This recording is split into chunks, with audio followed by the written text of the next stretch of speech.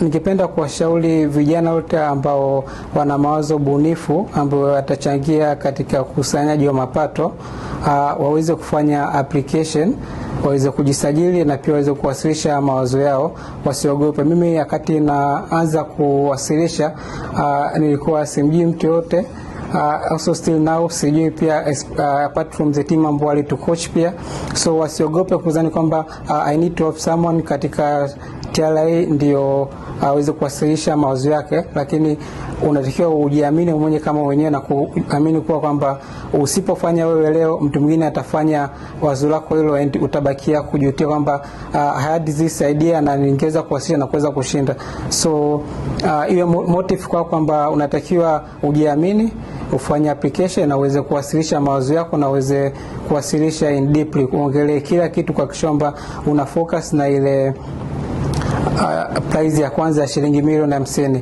So wazungu wanasema you need to aim for the sun ili baadaye uweze hata ukaangukia kwenye moon, lakini ukiangukia kwenye sun that's good.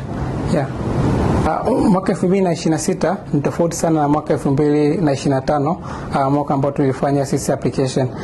Mwaka huu Mamlaka ya Mapato Tanzania imejipanga sana, especially katika prize. Kuna washindi zaidi ya 1020 watapokea pesa taslimu tofauti tofauti, huku mshindi wa kwanza akijizadia kitita cha shilingi milioni 50. Pia kuna milioni 30 na milioni 20, 10 pia na laki1 katika kila mmoja. Ukiacha katika hilo, mfumo umeboreshwa kupokea mawazo. It's more advanced than ule mfumo ambao sisi tulifanya application. Huu umerahisishwa na umekuwa bora zaidi. Unampa nafasi kila Mtanzania kuweza kushiriki equally.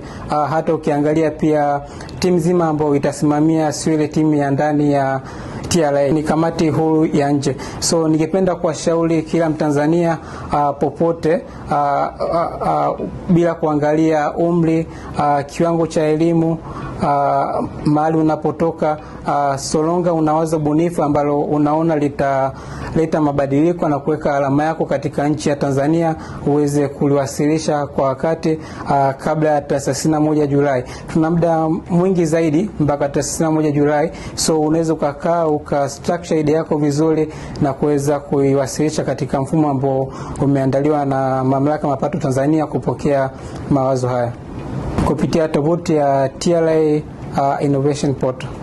Nipende kushauri kijana wa Tanzania, huu ndo wakati wako kuweza kupata ile pesa ambayo ulikuwa unaisikilizia.